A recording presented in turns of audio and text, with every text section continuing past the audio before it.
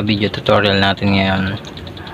Pag-uusapan natin ngayon ay ang 3-way switch. Paano ba magkabit ng 3-way switch? At saan ba ginagamit natin ang 3-way switch? Sinetap ko na ngayon ang ating utility box, junction box, pati ang breaker na natin. Nakabit na rin natin ang line 1 and line 2 natin.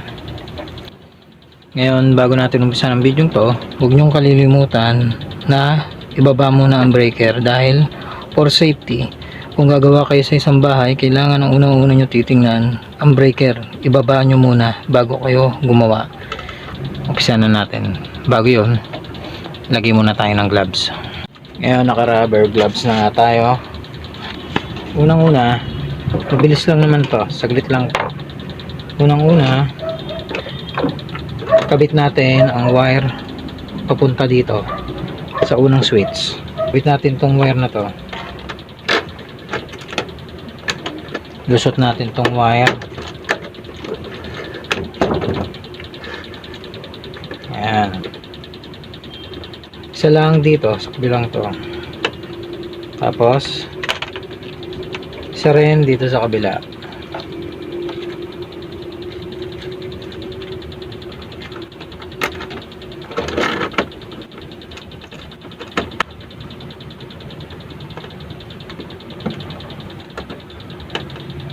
Okay.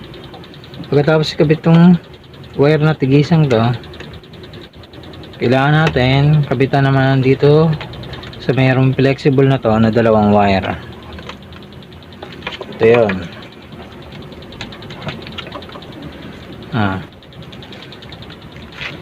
Kadalasan ng 3-way ginagamit sa mga hagdan.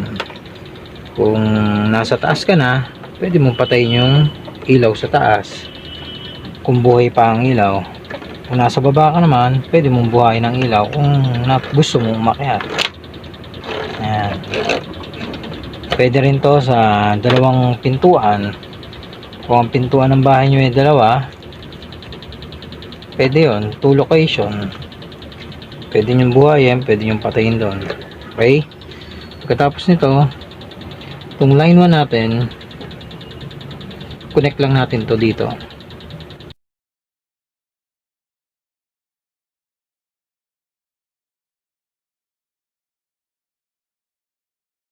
Tapos nito, ito naman, pagkakabit ng switch. Paano ba magkabit ng switch? Unang-una, ito yung switch ng 3-way natin. Ang 3-way natin, meron yung number na 0, 1, 3. Ang 0 natin, para magkaroon ng supply, kailangan natin kabit ang 0 dito. Kaya, kabit na natin itong 0. Tapos, itong dalawang wire na to na kinabit natin is para yan dito sa 1 at 3. Okay? 1 at 3. Lagay nyo. Kahit magkabaliktad naman yan, okay lang yan. Kahit dito magkabaliktad, 1 and 3, okay lang yan. Yan, kabit na natin dito ang switch.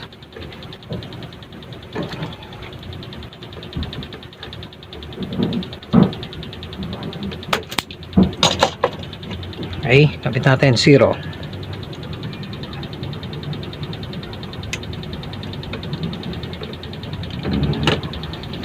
Parehas lang naman 0 yung dalawang butas na yan. Dalawa 0 nya. Ito 1, 3 ha. Kapit natin sa 1.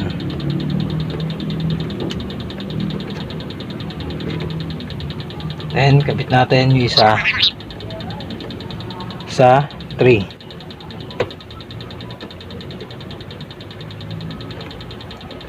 Okay.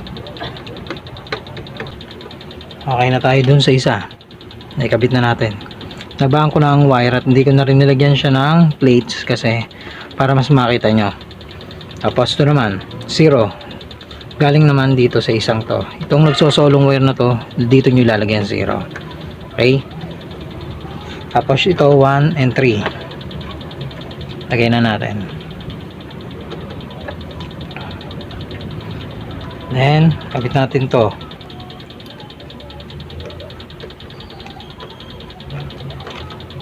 Isa.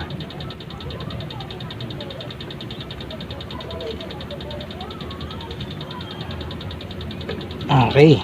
Kaya yung ating line 1 ay kabit na natin papunta sa switch, umikot na dito, pumasok dito, nagbato dito, papunta dito, lumabas dito, kaya mabubuhay yung bokilya, yung ilaw. Kaya yung line 2 natin, ilalagay na natin doon sa pinaka bokilya. Kaya line 1 and line 2, okay? Ganun pa rin. Yung pinaka sentrong yun,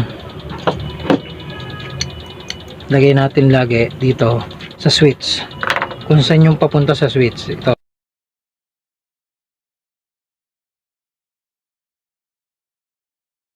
Kabila naman.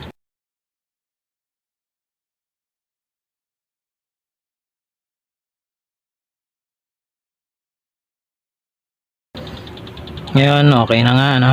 Nakabit na natin. Te-tester mo muna natin kung okay ang linya natin.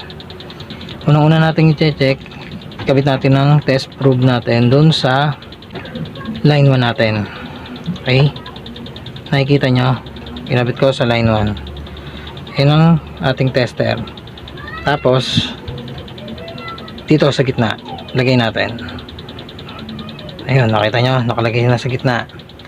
Ngayon, wala siyang reading. Pag binuhay nyo dito sa kabila, ayun, may reading na siya. Okay? Pag pinatay ko naman dito sa kabila, wala siyang reading. Ibig sabihin, okay yung linya natin. Gumagana na yung ating sarkito papunta, konektado doon. Okay? Okay tayo doon? Tapos, yung kabila naman, sa body naman, gumagana siya.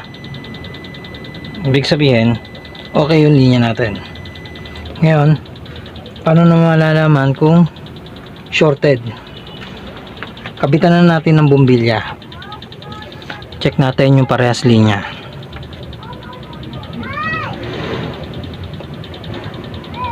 Kita nyo, wala siyang reading. Ibig sabihin, no short circuit.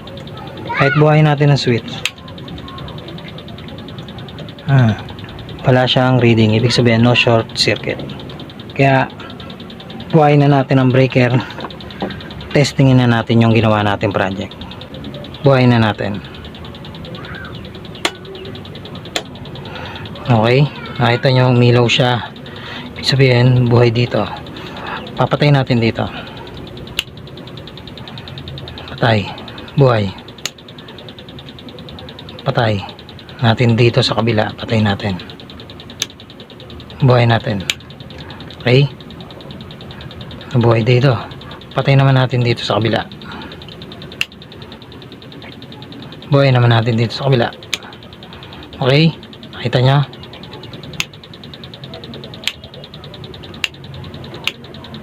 Okay na, circuit natin. Ngayon, tapos na tayo dun sa 3-way. Kaya, dito ko na rin tatapusin itong video natin.